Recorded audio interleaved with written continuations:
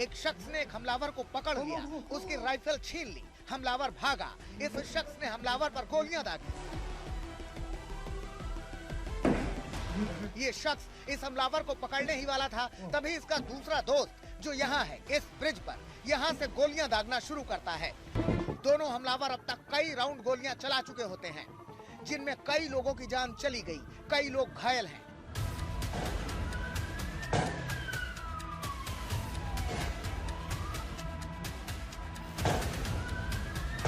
दरअसल बॉन्डी बीच पर यहूदियों का सबसे बड़ा त्योहार हनुक्का मनाया जा रहा था।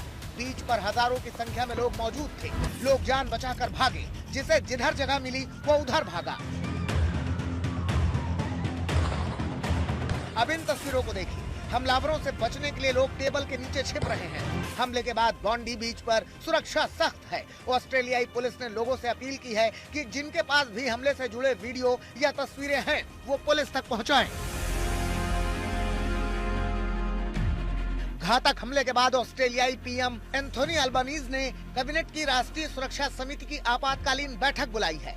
एंथोनी अल्बानीज को ऑस्ट्रेलियाई संघीय पुलिस समेत सभी सुरक्षा एजेंसियां जानकारी दे रही हैं। तो ऑस्ट्रेलिया टुडे के हवाले से बताया जा रहा है कि मैं इजराइल में पला बढ़ा हूं और अब हम यहां भयानक यहूदी विरोधी भावना देख रहे हैं। 2.5 साल का बच्चा समझ गया था कि क्या हो रहा है और मैं उसे लेकर भागा। शरीर पर खरोंचे थी, लेकिन भगवान का शुक्र है कि हम बच गए। हम इस घटना से टूट चुके हैं और सदमे में हैं।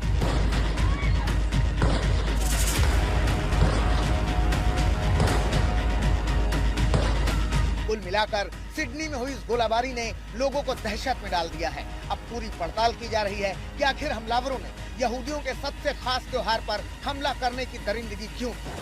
प्रणय उपाध्याय हमारे साथ, हमारे सहयोगी इस वक्त जुड़ चुके हैं। प्रणय, अभी तक क्या क्या और इसमें डिटेल्स सामने आई हैं? ये कौन शख्स थे? क्या कोई संगठन जिसने बढ़कर ये जिम्मेदारी ली हो कि हमने करवाया? इनके बारे में जो ये पहुंचे थे, इनके बारे में क्या जानकारी है? कहां से ताल्लुक रखते हैं?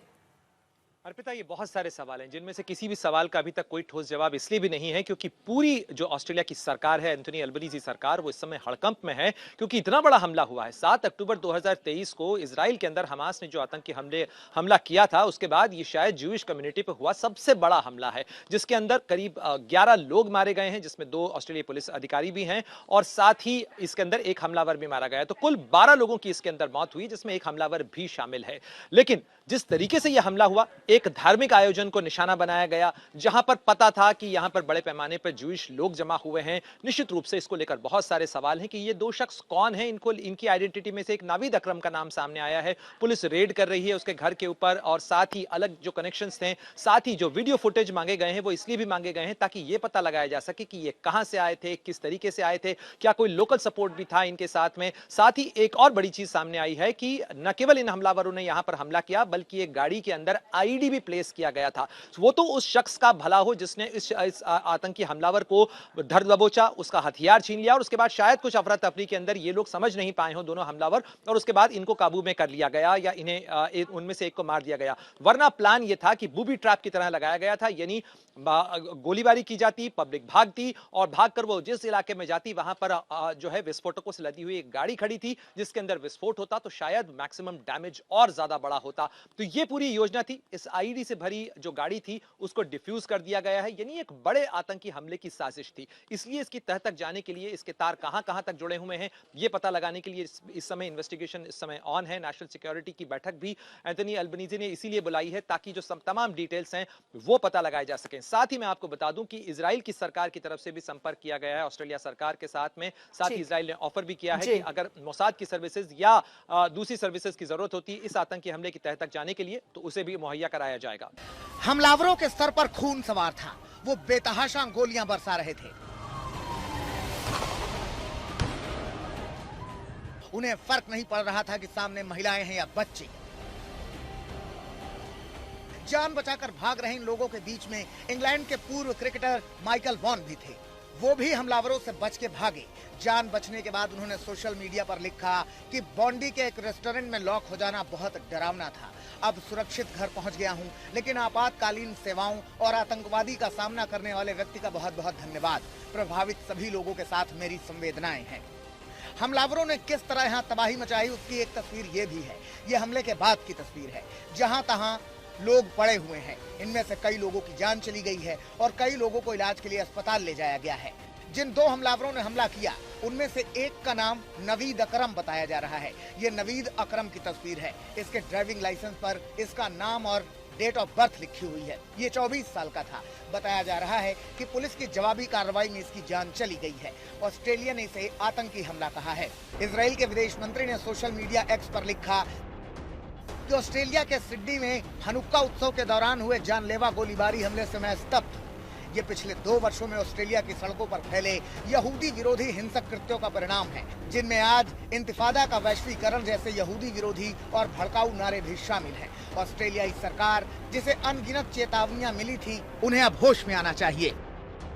इजराइल के पूर्व पीएम ने भी सोशल मीडिया एक्स पर लिखा कि ऑस्ट्रेलियाई सरकार इसके लिए जिम्मेदार है।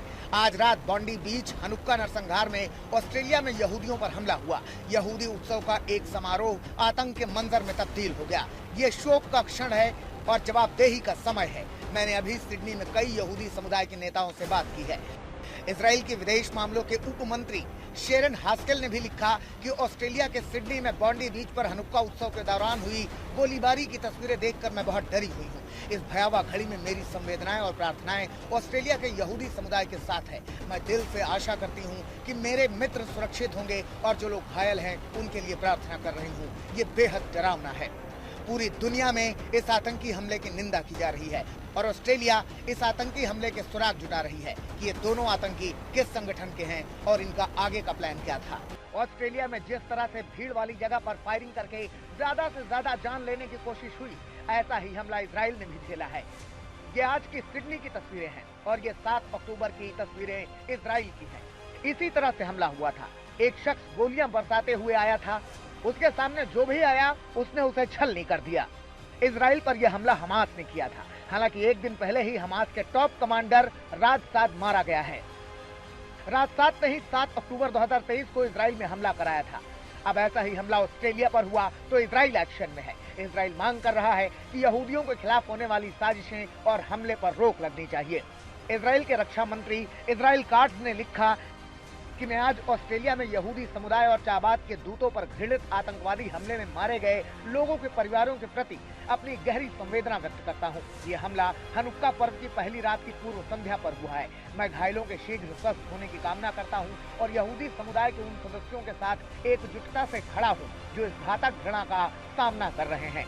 इजराइल राज्य दुनिया भर के यहूदी समुदायों के साथ खड़ा रहेगा, उनका समर्थन करेगा और यहूदी विरोधी भावना और आतंकवाद के खिलाफ हर जगह हर समय पूरी ताकत से लड़ेगा। इजराइल दुनिया को सतर्क कर रहा है कि जिस तरह के जख्म उसने खाए हैं वैसे ही जख्म बाकी देशों में भी यहूदियों को दिया जा रहा है। इसीलिए इसके विरुद्ध सशक्त आवाज सबको मिलकर उठानी चाहिए। आज तक ब्यूरो।